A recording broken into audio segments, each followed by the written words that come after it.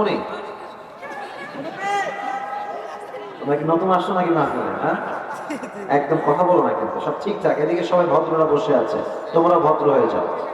তাকবীর দেন সবাই মিলে, লিল্লাহি তাকবীর। আমি কিছু প্রশ্ন করছি, উত্তর দেন। বলেন তো সবাই, আমাদের সকলের বাসা দুনিয়াতে আসার পূর্বে জাহান্নামে ছিল না জান্নাতে ছিল? এটা এটা কি বীর পুরুষের আওয়াজ হইল? জাহান্নামে ছিল না জান্নাতে ছিল? They got the right answer, ঠিক ছিল। আর একটা প্রশ্ন করছি, উত্তর দেন বুঝে। আশা করছি আপনারা সবাই উত্তর দিবেন সঠিকভাবে। আমাদের প্রথম পুরুষ, আমাদের প্রথম নবী, যিনি পৃথিবীতে প্রথম এসেছেন, সেই প্রথম পুরুষ প্রথম নবী নাম কি? আদম আলাইহিস সালাতু ওয়াস সালাম। তার বাসা জাহান্নামে ছিল না জান্নাতে ছিল? জান্নাতে ছিল। তো দেখেন, আমাকে বলেন তো সবাই, আমাদের সবাইকে সৃষ্টি করেছে একজন। আওয়াজ দিয়ে বলেন তো সবাই, তিনি কে? এবার সাউন্ড পেয়েছে। বলেন তো সবাই, আমাদের সকলের স্রষ্টা একজন, তিনি কে? আল্লাহ তাআলা আমাদেরকে সৃষ্টি করে আমরা যেন মিসগাইডেড না হয়ে যাই, পথ না ভুলে যাই, এই জন্য আল্লাহ তাআলা বলেছেন যে আমি তোমাদেরকে সঠিক রাস্তা দেখাই দিব, আমি তোমাদেরকে হেদায়েত দিব। এই হেদায়েত কি? প্রত্যেক দিন 5 ওয়াক্ত নামাজে আমরা সূরা ফাতিহাতে একটা দোয়া আল্লাহর কাছে অলওয়েজ করি। দোয়াটা হচ্ছে লাইক দ্যাট, ইহদিনাস সিরাতাল মুস্তাকিম।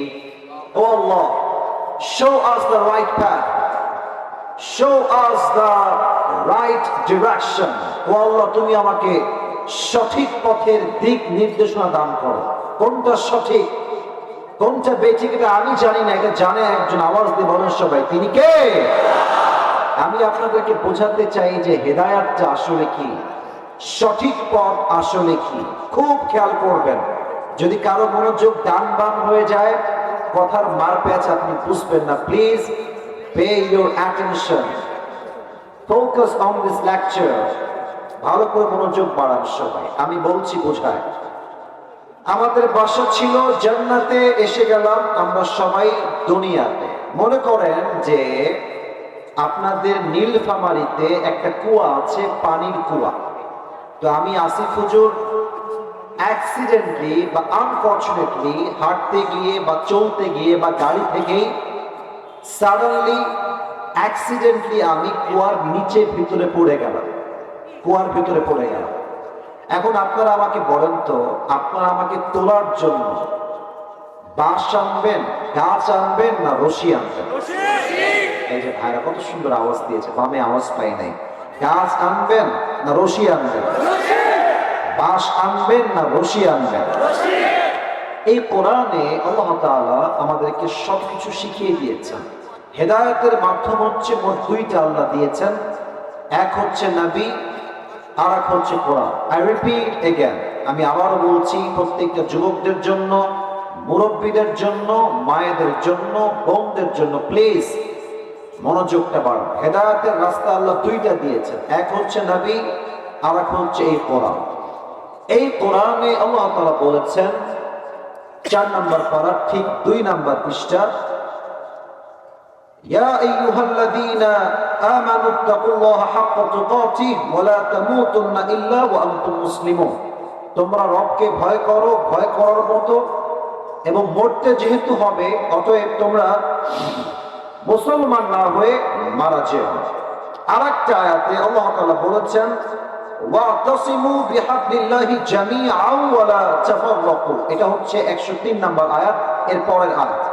আল্লাহ বলছেন তোমরা আমার দেওয়া এই রশিকে শক্ত করে ধরো। এবার আমার দিকে সবাই তাকান, আমি যেটা ধরে আছি এটা কি রশি না কিতাব? এটা কিতাব। আমি জানি কোরআন, আমি বোঝাচ্ছি আগে, এটা কি দেখতে রশির মতো লাগে না কিতাব লাগে? কিন্তু আল্লাহ বললেন রশি। এটা কি আমার কথা না কার কথা?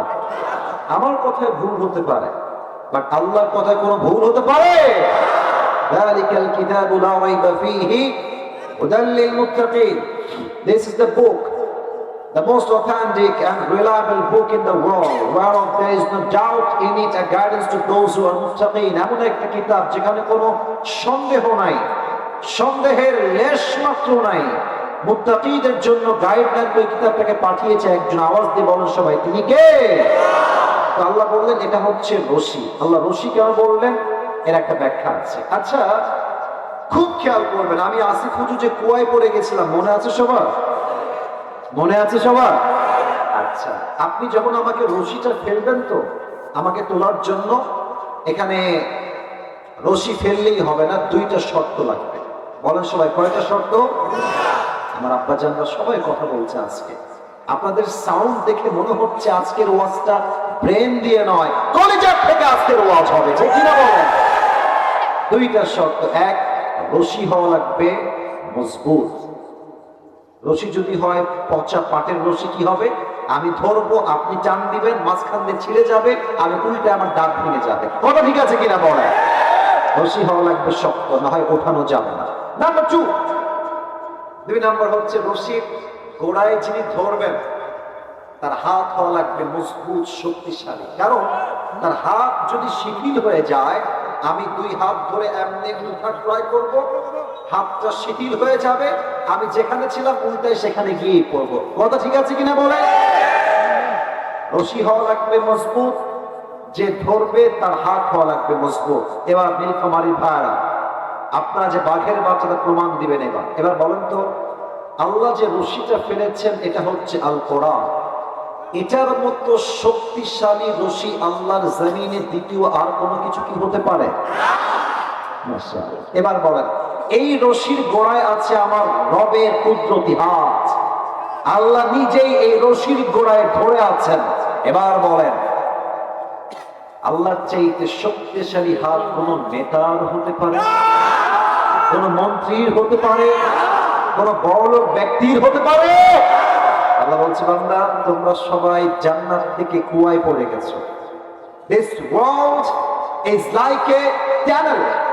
এই পুরো দুনিয়াটা হচ্ছে কুয়ার মতো, অন্ধকারে আমরা পড়ে গেছি। আল্লাহ বলছে, বান্দা যদি আগের বাসায় ফিরে যেতে চাও, আমি আল্লাহ একটা রশি ফেললাম, ওয়াতাসিমু, হোল্ড দিস, শক্ত করে ধরো। আর এটা ধরতে গিয়ে মারামারি কইলো না, একসঙ্গে ধরো। আমি আল্লাহ যখন তোমাকে টান দিব রশি ধরে, কোন দল দেখবো না, যারাই কোরআনকে শক্ত করে ধরবে, আবার তোমরা যে হারাই গিয়েছিলে জান্নাত থেকে, আবার তোমাদেরকে রশিতে টান দিয়ে তোমাদের হারানো বাসা জান্নাতেই তোমাদেরকে ফিরাই দিব। সুবহানাল্লাহ। না বলো সবাই জোরে সোরে সুবহানাল্লাহ। এখান থেকে শিক্ষা কি পেলেন? আল্লাহ বলেছেন, ধরার ক্ষেত্রে মারামারি কইরো না, বিভেদ কইরো না। আমরা আমাদের পরিচয় দিই যে আমি কওমিয়া মাদ্রাসার ছেলে, আমি আলিয়ার ছেলে, আমি জামাত ইসলাম করি, আমি হেফাজত করি, আমি চরমনাই করি, আমি বিএনপি, আমি আওয়ামী লীগ, আমি শর্ষিনা। মনে রাখতে হবে নীলফামারীর ভাইয়ারা, আপনার প্রথম পরিচয় চরমনায় নয়, আপনার প্রথম পরিচয় আলিয়া নয়, প্রথম পরিচয় কওমিয়া নয়, প্রথম পরিচয় জামাত নয়, প্রথম পরিচয় হেফাজত নয়, প্রথম পরিচয় শর্ষিনা নয়, প্রথম পরিচয় বিএনপি নয়, প্রথম পরিচয় জাতীয় পার্টি নয়, প্রথম পরিচয় আওয়ামী লীগ নয়। আপনার প্রথম পরিচয় আপনি মুসলমান ঘরের সন্তান। ধরতে গিয়ে মারামারি কইল। আচ্ছা দেখেন, আজকে তো আমার ভাই আছে, আমরা আছি, এখন আমরা হক কথা মন প্রাণ খুলে বলতে পারি। আগে তো বলতে পারতাম না। আগে হক কথা বললেই বলতো রাজাকার, 3টা শব্দ বলবো, শুনবেন, রাজাকার, জঙ্গিবাদ, মৌলবাদ। আপনার ঠিক বলেন, কথা ঠিক আছে কিনা বলেন? আপনার সবাই শহীদ আল্লামা দেলোয়ার হোসেন সাঈদী হুজুরের নাম শুনছেন না? আসতে বলে নাম শুনছেন না সবাই? উনি একটা মারাত্মক কথা বলতেন। উনি বলতেন যে মৌলবাদী বললে আমরা রাগ করি না, কারণ মৌল আসছে মূল থেকে। মূল মানে কোরআন, মূল মানে হাদিস, মূল মানে হচ্ছে আল্লাহ, মূল মানে হচ্ছে হিজ লাস্ট মেসেঞ্জার মুহাম্মদ সাল্লাল্লাহু আলাইহি ওয়াসাল্লাম। তোমরা যারা আমাদেরকে মৌলবাদী বলে গালি দাও, তারা হচ্ছে সব আগাবাদী। এবার বলেন তো, গাছের আগায় শক্তি বেশি না গোড়ায় শক্তি বেশি? আবার বলেন, আগায় না গোড়ায়? উনি বলতেন বাড়াবাড়ি বেশি কইরো না, আলেমদের সঙ্গে জুলুম কইরো না, অত্যাচার কইরো না। 16 কোটি মানুষ গাছে একটা ঝাঁকুনি দিবে, মামুর ভাই দিল্লি গিয়ে তোমরা পড়বা, দিল্লি গিয়ে পড়েছে। ওনার প্রত্যেকটা কথা আজকে বাংলার জমিনে বাস্তবে রূপ নিয়েছে। এবং উনি স্পষ্ট ভাষায় বলতেন যে আমাদের জাতির পিতা বঙ্গবন্ধু নয়, জাতির পিতার নাম হচ্ছে ইব্রাহিম আলাইহিস সালাম, নীলফামারীর সন্তানেরা। আপনি দেখেন উনি যা বলেছেন দিল্লি দিল্লি গিয়েই পড়েছেন। তবে স্বামীর কোলে বউ গেলে স্বামীর শক্তিও বেড়ে যায়, বউয়ের শক্তিও বেড়ে যায়, তাই না? উনি ওখানে গিয়ে ভাবছেন যে আমরা একটা সাম্প্রদায়িক দাঙ্গা লাগাই দিব, চট করে ঢুকে চট করে বসে যাবো, আর আমরা বসে বসে সবাই আঙ্গুল চুষবো, তাই না সোনামণি? এত সোজা না। এই নীলফামারী কিন্তু রংপুরের মধ্যে পড়ে, তাই না? রংপুর হচ্ছে আমাদের বিভাগ।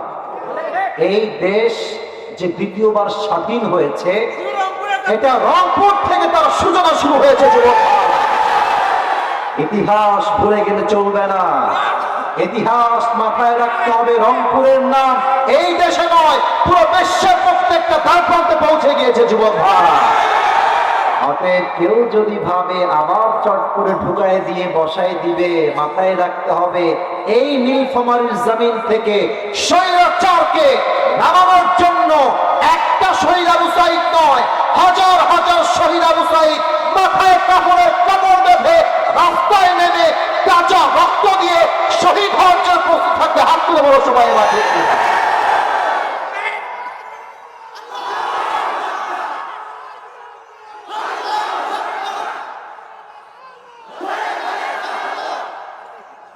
আল্লাহ আল্লাহ আল্লাহ স্লোগানকে কবুল করো, সকলে দিল করে পড়েন আমিন।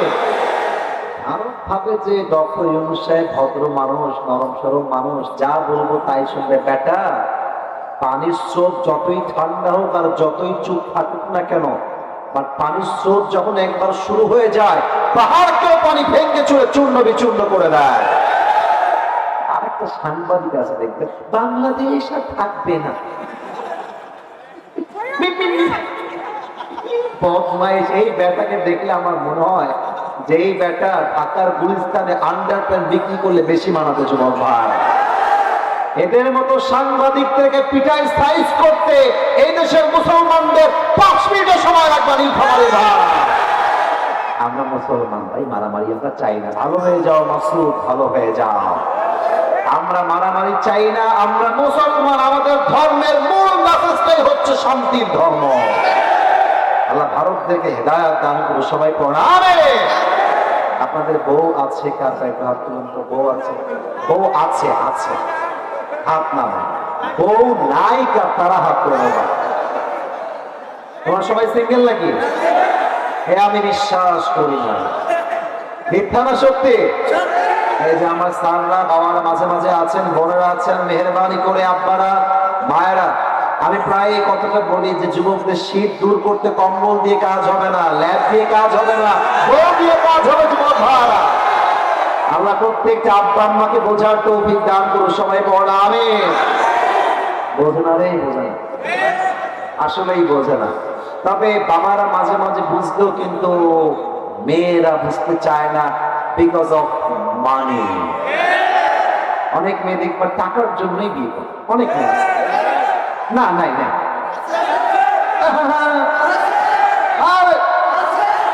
টাকলাকেও বিয়ে করে ফেলে।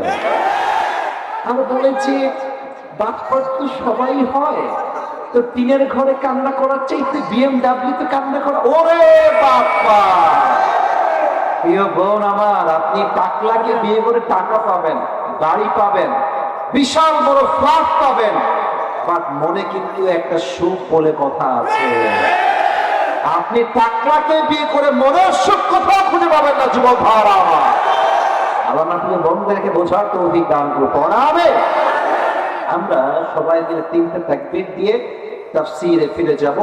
প্রথম তাকবীর দিবেন আমার প্রিয় বিবাহিত ভাইরা, দ্বিতীয় তাকবীর দিবেন আমার প্রিয় সিঙ্গেল ভাইরা।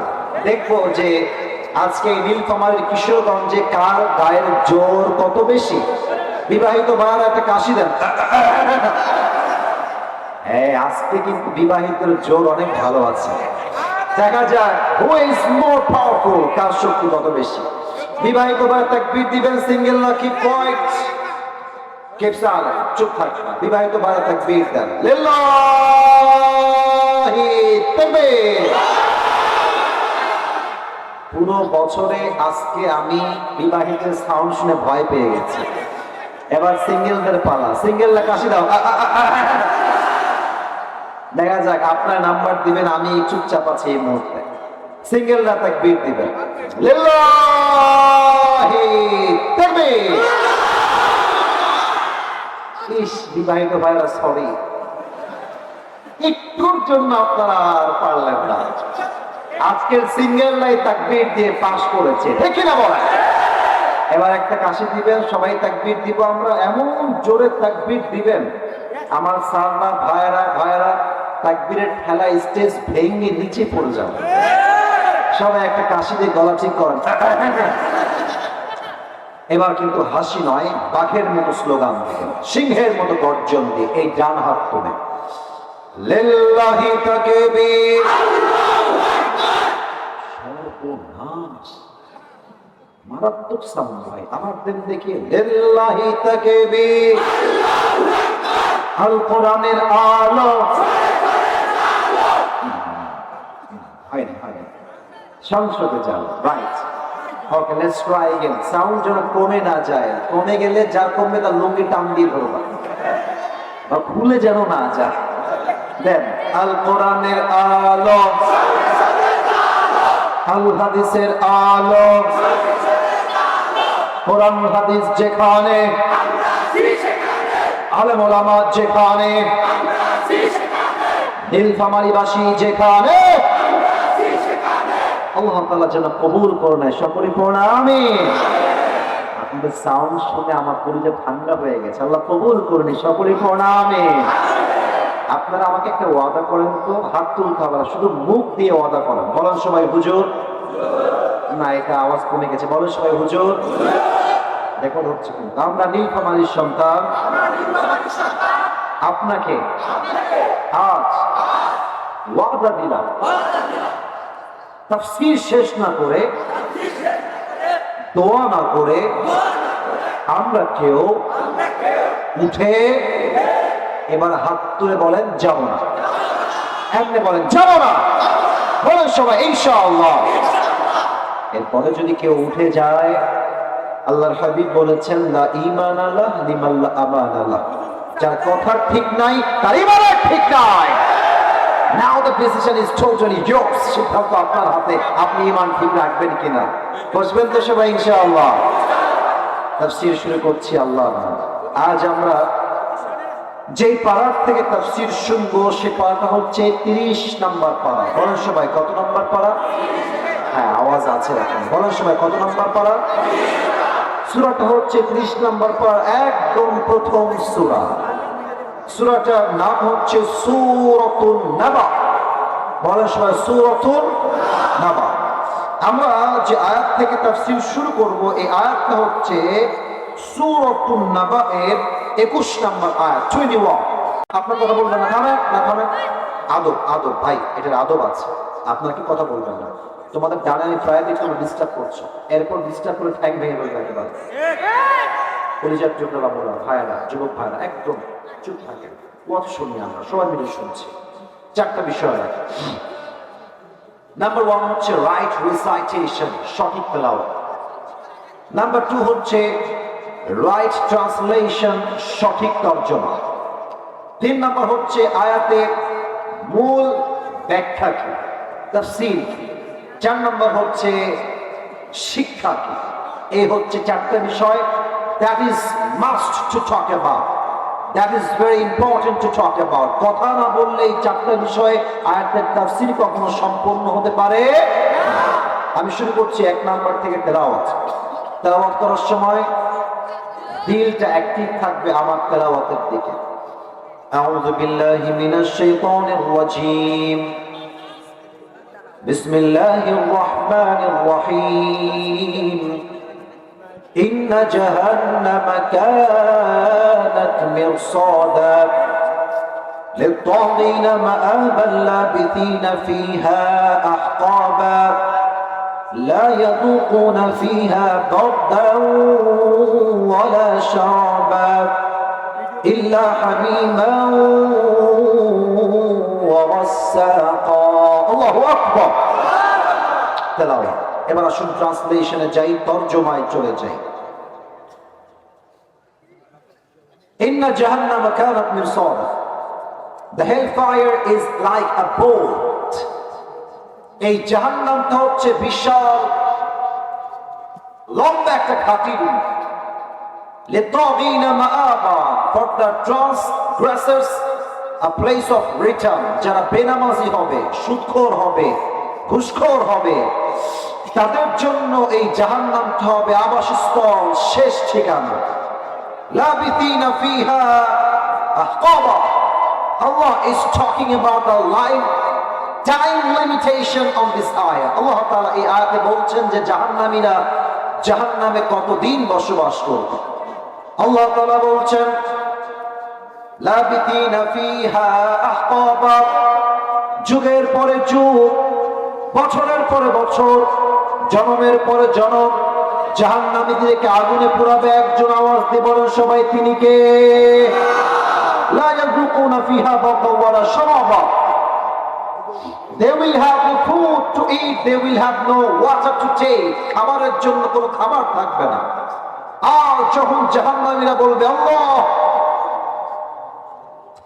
আমরা তৃষ্ণা পানি দাও আমার বুকের ছাতি ফেটে যাচ্ছে আল্লাহ আমাকে পানি দাও এক ফেরেশতা তার কাছে এসে দাঁড়ায় তার হাতে একটা পেয়ালা পানির পেয়ালা বলবে এই নাও তোমার পানি পানিটা যখন নিয়ে মুখে দিবে পানিটা কেমন হবে আল্লাহ তাআলা বলছেন ইল্লা হামিমান ওয়া গাসাকা রক্ত এবং পুঁজ দ্বারা গলিত হবে এই পানিটা যখনই এই পানিটা মুখে দিবে এটা এতটা দুর্গন্ধযুক্ত হবে মুখে পানি দেওয়ার সাথে সাথে বমি করবে এবং বমি করে যত পানি যা ছিল ভেতরে সবগুলো এক বমিতে উতলায় বাহিরে ফেলে দিবে আবার আগুন দিয়ে শুরু হয়ে যাবে জাহান্নামের শাস্তি রক্ত এবং পুঁজ দ্বারা গলিত পানি হবে এ হচ্ছে জাহান্নামের একটা বেসিক সিচুয়েশন প্রাথমিক অবস্থা আমি আমার ফুল তাফসীরের একটা ভূমিকা দিচ্ছি আজকে আলোচনা সেন্ট্রাল থিম বা সাবজেক্ট ম্যাটার হচ্ছে জাহান্নামটা আসলে কেমন এটাকে আমরা চারটা ভাগ করবো নীলফামারীর সন্তানেরা আমার হাত দেখেন সবাই বলেন সবাই কয়টা আমি ভাগ করে দিচ্ছি আমার আয়াতের বাহিরে আমি যাব না আমার পুরো ওয়াজটাই হবে কনস্ট্রাকটিভ সাজানো গোছানো পয়েন্ট টু পয়েন্ট এক নাম্বার জাহান্নামটা কেমন এটা অলরেডি আমি আয়াত থেকে বলেছি এটা হচ্ছে এক নাম্বার দুই নাম্বার জাহান্নামের যে শাস্তি হবে আগুন দিয়ে এই আগুনটা কত ভয়ঙ্কর হবে কোরআন কি বলে হাদিস কি বলে I will try my best to highlight the topic জাহান্নামের আগুন কত ভয়ঙ্কর দুই নাম্বার তিন নাম্বার জাহান্নামের আগুনের ভয় সাহাবায়ে কেরামদের মাঝে কেমন ছিল এটা আমরা তিন নাম্বারে জানবো চার নাম্বারে আমরা জানবো কিয়ামতের দিনে কারা যাবে জাহান্নামে কেন যাবে জাহান্নামে সেই কারণগুলো আমরা জানবো এবং নিজেদেরকে সেই কারণ থেকে আমরা বাঁচাবার চেষ্টা করবো বলেন সবাই ইনশাআল্লাহ এক নাম্বার তো শেষ আয়াতের ট্রান্সলেশন করে দিয়েছি দুই নাম্বার হচ্ছে জাহান্নামের আগুনের তাপ কেমন হবে আচ্ছা আমার হাতে তাকান সবাই এটাকে একটু আমি ভাঁজ করে নেই because I am going to give you the example একটা উদাহরণ দিতে চাই আমি জানি এটা হচ্ছে আমার হাতে একটা কাগজ বলেন তো নীলফামারী ব্যান্ডের নাম কি লম্বা কাগজ মনে করেন এটা কোনো কাগজ না এটা হচ্ছে একটা মোমবাতি এটার নাম কি বাতি মোমবাতি আচ্ছা মোমবাতির উপরে কি জ্বলে নিভি নিভি করে আগুন বলো সবাই কি জ্বলে আগুন আমি এখান থেকে কোনো যুবককে ডাকলাম দেখে বললাম এই যুবক এদিকে আসো বললো হুজুর কি হয়েছে বলুন তো আমি বলবো যে তোমাকে আমি 10 কোটি টাকা দিব, একটা চ্যালেঞ্জ দিয়ে অ্যাকসেপ্ট করে। যুবক ডাকতে বলছে, হুজুর 10 কোটি কেন দিবেন আপনি আমাকে, কি শর্ত, কি কন্ডিশন? আমি বলবো তোমার এই আঙ্গুলটা এই জ্বলন্ত আগুনে 10 মিনিট রাখতে হবে এমনে। কোন যুবক কি রাজি হতে পারবে? বলবো ভাই 10 কোটি পাবো তো সমস্যা কি? বলবে হুজুর 10 কোটির চাইতে আমার একটা আঙ্গুলের দাম আমার কাছে আরো 1000 গুণ বেশি। যদি আমার হাত ঠিক থাকে 10 কোটি নয়, আমি তো একদিন চাইলে 20 কোটিও কামাই করতে পারবো, ঠিক কিনা বলে? কেউ রাজি না একটা আঙ্গুল দুনিয়ার আগুনে রাখার জন্য। কিন্তু আল্লাহ হাবিব বলেছেন দুনিয়ার আগুনের চাইতে জাহান্নামের আগুনটা 70 গুণ বেশি তাপ হবে। 70। যখন কোন বেনামাজির গায়ে জাহান্নামের আগুনটা জাস্ট টাচ করবে, স্পর্শ করবে, স্পর্শ মানে হাত ঢুকেছে তা না, দূর থেকে তার ছ্যাঁক দিয়েছে, দূর থেকে সঙ্গে সঙ্গে তার দেহের চামড়াগুলো খসে খসে মাটিতে পড়ে যাবে। ভাবেন না জাহান্নামের আগুন তাপটা কেমন হবে, কত ভয়ঙ্কর হতে পারে। It will not leave them alive, nor will it leave them dead. না বাঁচাবে না মারবে, মানুষ বাঁচবেও না মরবেও না। এবার বলুন তো জাহান্নামের আগুনের রং কি কালার হবে, কে বলতে পারে? কালো, রাইট? তিরমিজির হাদিস। এটা আসলে দিল থেকে না শুনলে আপনি আসলে ওয়াজের যে মেইন মেসেজটা আপনি রিসিভ করতে পারবেন। আপনি ঠিক বেঠিক বলতে হবে না, আপনি আমাকে শোনেন, আমি কি বলি দেখেন না। আপনার নিয়ত এরকম হবে না যে আসিফ হুজুর অনেক ফেমাস, আজকে অনেক ক্যামেরা ছিল, আরো অনেক বড় মাহফিল। না না, যদি আপনি এখান থেকে ঈমান আমল ঠিক করতে না পারেন, এই ওয়াজ দিয়ে, লাইভ দিয়ে, ক্যামেরা দিয়ে, ফেমাস মানুষ দিয়ে 2 পয়সাও লাভ হবে না, ঠিক কিনা বলে? আল্লাহর হাবিব বলেছেন জাহান্নামের আগুনকে আল্লাহ তাআলা 1000 বছর প্রথমে জ্বালিয়েছেন, পুড়িয়েছেন, বিধায় জাহান্নামের আগুনটা লাল হয়ে গিয়েছে। আবার আল্লাহ তাআলা এই জাহান্নামের আগুনকে 1000 বছর জ্বালিয়েছেন, ফলে তা সাদা হয়ে গিয়েছে। আবার আল্লাহ তাআলা জাহান্নামের আগুনকে 1000 বছর জ্বালিয়েছেন, ফলে এই জাহান্নামের আগুনটাকে ভয়ঙ্কর কালো রূপ দিয়েছে। 1 সপ্তাহ আওয়াজ দিয়ে বলেন সবাই, তিনি কে? এখন জাহান্নামের যে রূপটা আছে বড্ড ভয়ঙ্কর, কালো, ব্ল্যাক, কুৎসিত জাহান্নামের আগুনের এই চেহারা। এ হচ্ছে জাহান্নামের আগুনের অবস্থা। সব হাদিস বলি নাই। এবার আসেন 3 নাম্বার।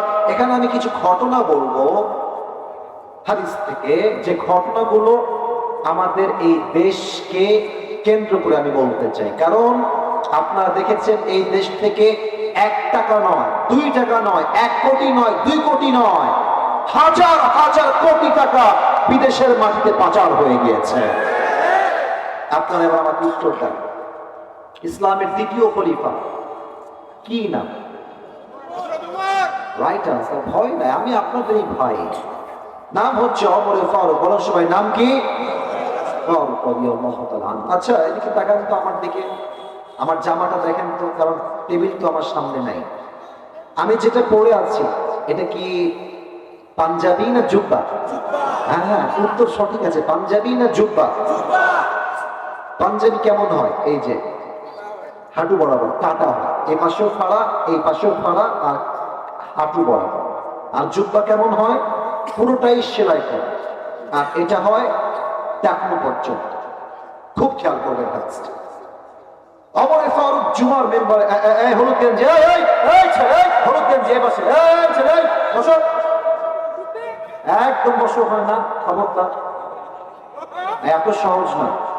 ভালোবাসার জায়গায় ভালোবাসা, ধমকের জায়গায় ধমক, একদম উঠবা না। পুরো বছরে আসছি একদিন 1 ঘন্টা ওয়াজ না করে শান্তি পাবেন কোথায় আপনারা? খবরদার উঠে যেও না, একজন উঠে নাই, সাহস নাই কারো, তুমি উঠবা না। কমপক্ষে 12টা 10 পর্যন্ত ওয়াজ হবে, সবাই থাকবেন তো ইনশাআল্লাহ? আমি নিয়ম করেছি 1 ঘন্টা, ওরা নিয়ম পূরণ করে আমাকে নিয়ে আসছে। আরে ভাই, সব জায়গায় নিয়ম দিয়ে নয়, মাঝে মাঝে ভালোবাসা দিয়েও তো হিসাব করতে হয় যুবক ভাই। খবরদার কেউ গান বান হবে না। তাকবীর দেন সবাই, লিল্লাহি তাকবীর।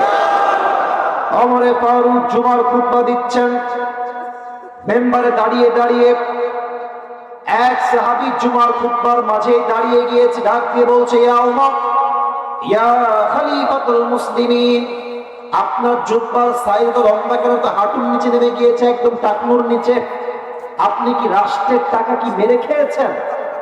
এটা শুনে সবাই থমকে গেছে।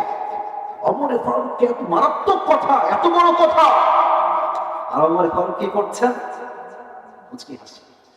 আমাদের দেশের তো প্রধানমন্ত্রী বহুত দূর কি বাত है, চেয়ারম্যানকে কেউ উল্টো পাল্টা কথা বললে পিঠের চামড়া খুঁজে পাওয়া যায় না। ওমরে ফারুক মুচকি হাসছেন, পাশ থেকে তার ছেলে আব্দুল্লাহ ইবনে ওমর দাঁড়িয়ে গেছে, বলছে, এই, কি বলেন কাকে আপনি? doesn't make any sense, মাথা ঠিক আছে আপনার? আমি বলছি আমার বাবার জুব্বা লম্বা কেন হয়েছে, আমার থেকে আপনি মূল ঘটনা শোনান। এই ঘটনা শুনলে আপনার চোখ উঠে যাবে উপরের দিকে, জাহান্নামের আগুনের ভয় কাটে। ওমরের সন্তান আব্দুল্লাহ ইবনে ওমর ডাক দিয়ে বলছে, প্রিয় ভাই আমার, রাষ্ট্রের পক্ষ থেকে প্রত্যেক বছর আব্বা একটা জুব্বা পায়, আমি একটা জুব্বা পাই, বোঝাই দেই এটা দিয়ে, এটাও একটা জুব্বা, এটাও একটা জুব্বা, এটা আমি একটু ছিঁড়ে ফেলছি, সো সরি, আমি জাস্ট বোঝাতে চাই হাদিসটাকে প্র্যাকটিক্যালি। এবার তাকায় বলেন তো, এটা আমার ডান হাত, এটা আমার বাম হাত, এখান থেকে আমি ছিঁড়ে দিয়েছি, এখন আমার ডান হাতের জুব্বা বেশি লম্বা না বাম হাতের জুব্বা বেশি লম্বা? হ্যাঁ, বাম হাতের জুব্বা বেশি লম্বা।